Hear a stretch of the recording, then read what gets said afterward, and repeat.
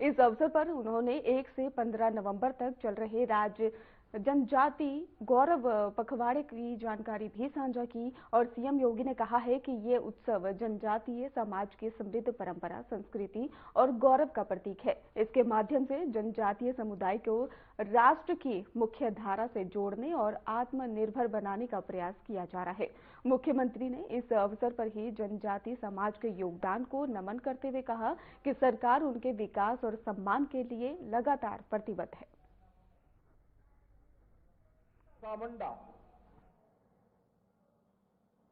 भारत के स्वाधीनता के पक्षधर थे। इसके लिए उन्होंने अभियान चलाया। तत्कालीन ब्रिटिश गवर्नमेंट ने उन्हें गिरफ्तार किया और मात्र 25 वर्ष की उम्र में उन्होंने रांची के जेल में अंतिम सांस ली। उन्होंने उस समय जनजातीय समुदाय को एक ही नारा दिया था और वह नारा था, अपना देश अपना राज। यानी देश हमारा है तो राज भी हमारा होना चाहिए, विदेशी हुकूमत भारत के अंदर राज न करे। और ये हमारा सौभाग्य है कि 15 नवंबर की तिथि को जनजातीय दिवस के रूप में पूरा भारत आयोजित कर सके। इसकी प्रेरणा प्रधानमंत्री मोदी जी ने पूरे देशवासियों को दिया और आज उसी का परिणाम है कि हम एक पूरे पखवाड़े को 1 नवंबर से लेकर के 15 नवंबर तक जनजातीय गौरव पखवाड़ा के रूप में आयोजित कर रहे हैं, जिसमें इन 15 दिनों में जनजातीय समुदाय को विभिन्न प्रकार की योजनाओं के साथ जोड़ने और इन 15 दिनों में उनकी जो परंपरा और संस्कृति है, विभिन्न प्रकार के कार्यक्रमों के माध्यम से उसे अलग अलग स्थानों पर भी उसका प्रस्तुतिकरण देखने का अवसर हम सबको प्राप्त हो रहा है। उत्तर प्रदेश देश की आबादी का एक सबसे बड़ा प्रदेश है। जनजातीय समुदाय की आबादी उत्तर प्रदेश में यद्यपि कम है, कुल आबादी की तुलना में आप देखेंगे तो काफी कम है, लेकिन मुझे अब देख करके प्रसन्नता होती है। पहले हम सरकारी नौकरी के विज्ञापन निकालते थे तो सरकारी नौकरी के विज्ञापन में अनुसूचित जाति की सीटें पूरी नहीं भरी जाती थी। अभी हाल ही में हम लोगों ने 60,244 पुलिस की भर्ती की और पुलिस की भर्ती में मैं देख रहा था कि जितनी भी सीटें अनुसूचित जनजाति के लिए आरक्षित थी, वे सभी सीटें अनुसूचित जाति की ही युवाओं ने उसको पूरा भरा है, कोई सीट खाली नहीं थी। यानी ये चीजें दिखती हैं कि उनकी शिक्षा का स्तर बढ़ा है, उनकी भागीदारी बढ़ी है, शासन की योजनाओं में उनको जो पहले वहां तक लाभ नहीं पहुंच पाता था, आज उनकी भागीदारी बढ़ाने का प्रयास हुआ है। और इसीलिए हमारी सरकार ने तय किया कि जितनी भी जनजातियां उत्तर प्रदेश के अंदर हैं, उन सभी जनजातियों को उनका अधिकार प्राप्त हो और उन्हें सिचुएशन के लक्ष्य तक पहुंचाने की दिशा में सरकार कार्य करेगी।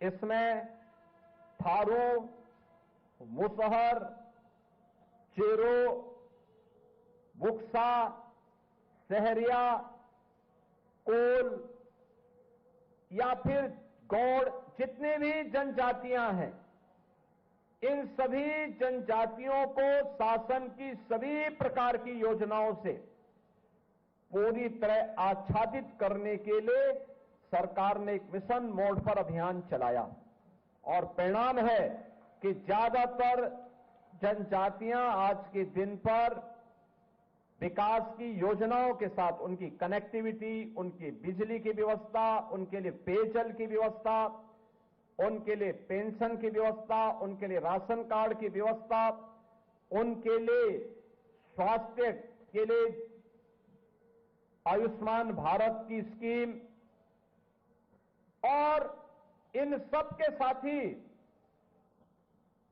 अन्य तमाम प्रकार के जो कार्यक्रम अब उनके लिए प्रारंभ हुए हैं।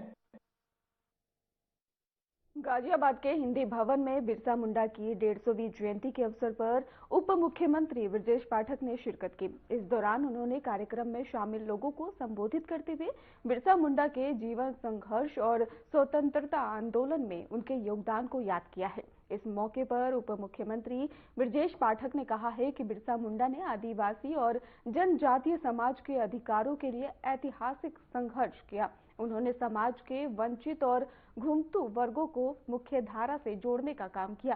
कार्यक्रम में बड़ी संख्या में लोग शामिल हुए और बिरसा मुंडा के योगदान को भी नमन किया गया।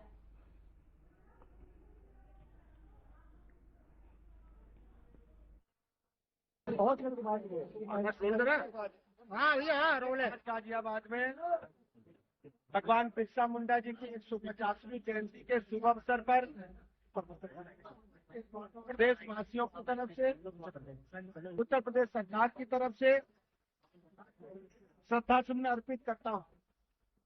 उनकी स्मृतियों को नमन करता हूँ। भगवान बिरसा मुंडा जी युवावस्था में ही देश के गरीबों के लिए, वंचितों के लिए, पीड़ितों के लिए, जनजाति लोगों के लिए संघर्ष करते हुए अपनी प्राणों की आहुति देने का काम किए थे। उन्होंने सबसे बड़ा मूवमेंट स्वतंत्रता के लिए चलाने का काम किया था, आजादी के लिए चलाने का काम किया था। अपना देश, अपना राज नारा उन्होंने दिया था। उन्होंने जनजाति लोगों के लिए, जो जंगलों में, वनों में रहते थे, उनके आवासीय जमीनों को उन पर कब्जा मिले, उसके लिए कानून बनवाने का काम किया था। घुमंतू जनजाति लोगों के लिए उनके संघर्षों को आज भी हम सब याद करते हैं। भारतीय जनता पार्टी नेतृत्व में माननीय मोदी जी ने तय किया है कि पूरे देश के पैमाने पर, प्रदेश के पैमाने पर हम भगवान बिरसा मुंडा जी की जयंती को मनाएंगे, उनकी स्मृतियों को नमन करेंगे और गरीबों को, वंचितों को, जनजातीय लोगों को जो प्रदेश में विभिन्न स्थानों पर रह रहे हैं, उनके जीवन के उत्थान के लिए लगातार काम करेंगे। आज बेरठ मंडल के गाजियाबाद में जिस ढंग से हजारों की संख्या में जनजातीय लोगों के साथ साथ प्रबुद्ध वर्ग के लोगों ने प्रतिभाग किया है, मैं सभी को बहुत बहुत बधाइयां देता हूं। आप आते हैं।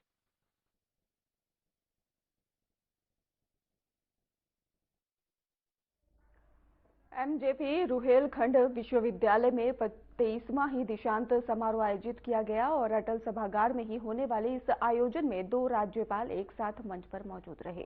प्रदेश की राज्यपाल आनंदीबेन पटेल मुख्य अतिथि के रूप में शामिल हुई, तो वहीं पर झारखंड के ही राज्यपाल संतोष गंगवार को लाइफ टाइम अचीवमेंट अवार्ड से भी सम्मानित किया गया। बता दें कि पहली बार विश्वविद्यालय ने यह अवार्ड शुरू किया है और इसके तहत शिक्षा, शोध और इसके साथ ही सेवा के क्षेत्र में उल्लेखनीय योगदान देने वाले शिक्षकों और पूर्व छात्रों को सम्मानित किया गया। समारोह में 94 टॉपर्स को ही स्वर्ण पदक और 111 विद्यार्थियों को उपाधियां भी यहां पर दी गई हैं।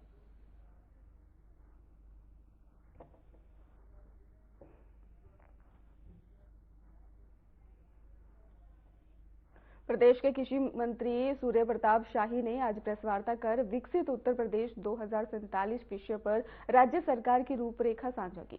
आपको बता दें कि उन्होंने कहा है कि प्रदेश सरकार का लक्ष्य वर्ष 2047 तक उत्तर प्रदेश को एक विकसित राज्य के रूप में स्थापित करना है। कृषि मंत्री सूर्य शाही ने बताया है कि आगामी 17 नवंबर को ही इंदिरा गांधी प्रतिष्ठान लखनऊ में इस विषय पर जनसंवाद और विचार मंथन कार्यक्रम आयोजित किया जाएगा और इस कार्यक्रम में 300 से ज्यादा कृषि विशेषज्ञ, वैज्ञानिक, प्रगतिशील किसान और अधिकारी हिस्सा लेंगे। कृषि मंत्री ने कहा है कि कृषि क्षेत्र में अपार संभावनाएं जो है वो और ज्यादा अच्छी होंगी। इसके साथ ही उत्तर प्रदेश की देश की कुल कृषि योग्य भूमि में 11% हिस्सेदारी है और उन्होंने बताया है कि कृषि उत्पादन बढ़ाने और किसानों की आय दोगुनी करने और तकनीक आधारित खेती को बढ़ावा देने के लिए राज्य सरकार निरंतर कार्य कर रही है। कृषि मंत्री सूर्य शाही ने यह भी कहा कि इस जनसंवाद के माध्यम से विशेषज्ञों के सुझाव लेकर कृषि नीति को ही और मजबूत बनाया जाएगा ताकि आने वाले वर्षों में उत्तर प्रदेश देश का अग्रणी कृषि राज्य बन सके।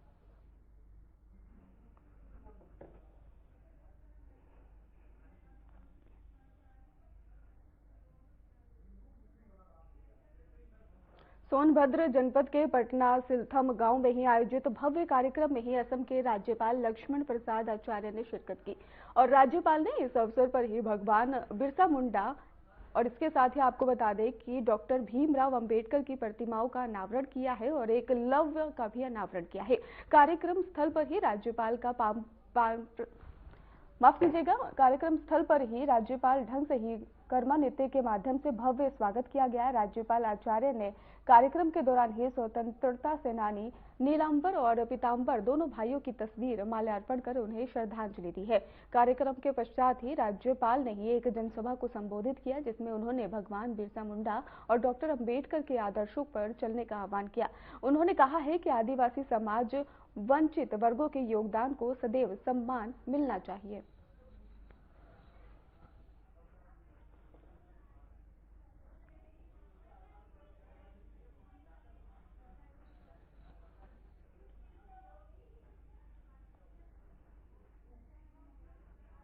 दिल्ली में हुए धमाके में श्रीवास्तव जनपद के ही कोना थाना क्षेत्र में ही गणेशपुर गांव के चिकनीपुरवा के ही युवक दिनेश मिश्रा की दिल्ली में मौत हो गई थी।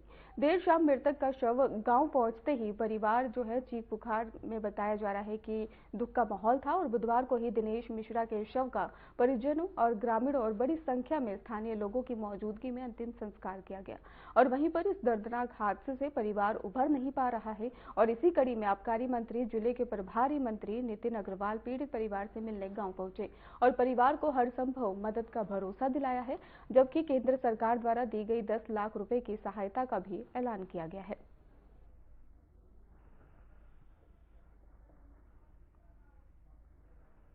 बहुत ही दुखद घटना हुई है और हम सभी लोग, पूरी सरकार, पूरे देशवासी इसकी निंदा करते हैं और इसको घटना को जो हुई है, इस घटना को आतंकवादी घटना भी करार दिया गया है। माननीय मोदी जी ने इसको आतंकवादी घटना करार दिया और आपने देखा कि अंतर्राष्ट्रीय देश में भी इस घटना की निंदा की गई है और इसको आतंकवादी घटना करार किया गया है। पहली बात तो मैं ये स्पष्ट कर देना चाहता हूँ कि आदरणीय प्रधानमंत्री जी के नेतृत्व में जो लोग भी इस घटना में दोषी हैं, जिन्होंने रचना रची है, सरकार बहुत सख्ती से उसका जवाब देगी और जितनी भी कड़ी कार्रवाई हो सकती है उस पर कड़ी कार्रवाई सरकार करने का काम कर रही है। माननीय मुख्यमंत्री जी ने अपनी शोक संवेदनाएं भेजी हैं पीड़ित परिवार के और मैं ये उनको आश्वस्त करना चाहता हूं, प्रदेश सरकार, केंद्र सरकार, दोनों सरकारें पीड़ित परिवार के साथ में हैं। जो भी आर्थिक सहायता, माननीय प्रधानमंत्री जी ने 10 लाख रुपए, केंद्र सरकार ने 10 लाख रुपए की आर्थिक सहायता की घोषणा करी है। प्रदेश सरकार भी अलग अलग योजनाओं में उनको आच्छादित करने का काम कर रही है। हम पूरी तरीके से, हर तरीके से पीड़ित परिवार, उनके परिवार के साथ खड़े हुए हैं। हम आश्वस्त करना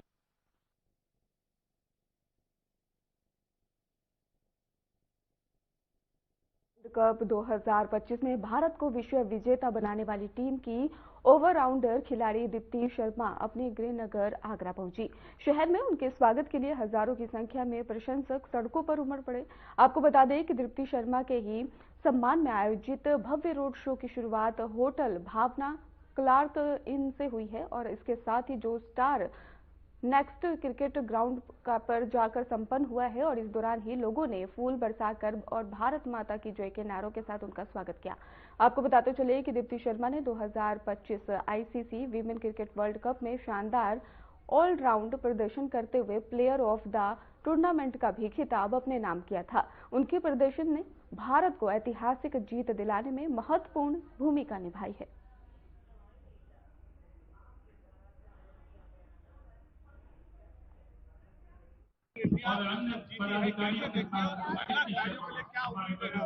देखिए 2017 में हम फाइनल पहुंचे थे, लेकिन फाइनल में वो 9 रन की जो हार थी, उस टाइम पे भी दीप्ति उस टाइम पे क्रीज में थी, तो उसने बहुत कुछ सीखा उस टाइम से। और ये वर्ल्ड कप में जब हम लोग चैंपियन हुए हैं, तो मुझे लगता है कि इस टाइम पे आगरा में वैसे ही बहुत ज्यादा रुझान आ चुका है लड़कियों में। अब आगे आने वाले टाइम में भी अगर देखेंगे ना, तो दीप्ति शर्मा के बाद और भी अनेकों दीप्ति शर्मा आने वाली है। हेमलता मैम ने बहुत काम किया है, हम सारी जितनी भी लड़कियां हैं उन लोगों पे। तो मुझे लगता है आगे आने वाला फ्यूचर लड़कियों के लिए, मुझे लगता है जो छोटे गांवों से भी लड़कियां आती हैं वो भी इसमें क्रिकेट में इंटरेस्ट लेंगे, और पेरेंट्स मुझे लगता है बहुत सपोर्ट करेंगे जितना पहले सपोर्ट करती हुई।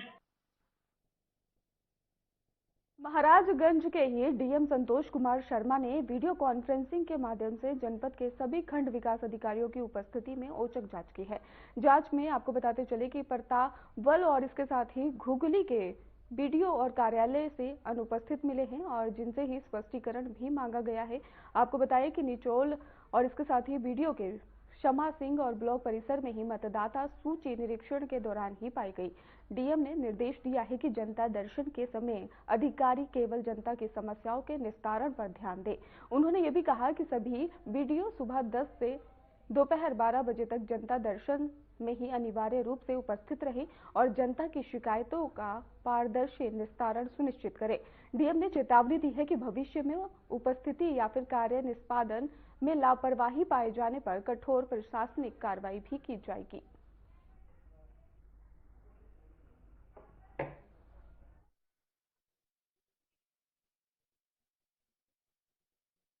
हाथरस जिले के गांव चंदगढ़ी में ही उस समय हड़कंप मच गया जब दिल्ली साकेत कोर्ट के निर्देश पर पैसे की रिकवरी के लिए आई टीम पर ग्रामीणों ने हमला कर दिया। जानकारी के अनुसार कोर्ट के ही आदेश पर बैंक की टीम और दिल्ली पुलिस की एक टीम गांव के भगोड़े आरोपी को पकड़ने और बकाया राशि की वसूलने पहुंची हुई थी और इस दौरान ही कुछ ग्रामीणों ने आरोपी को छुड़ाने का प्रयास किया और टीम के सदस्यों के साथ मारपीट की है। हमले में बैंक का मैनेजर और दिल्ली पुलिस का हेड कांस्टेबल घायल हो गया।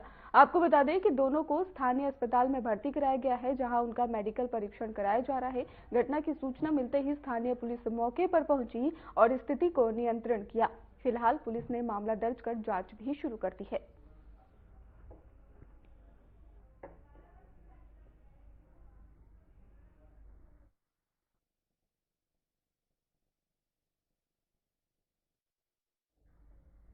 फिलहाल बुलेटिन में रुकते हैं एक छोटे से ब्रेक के लिए।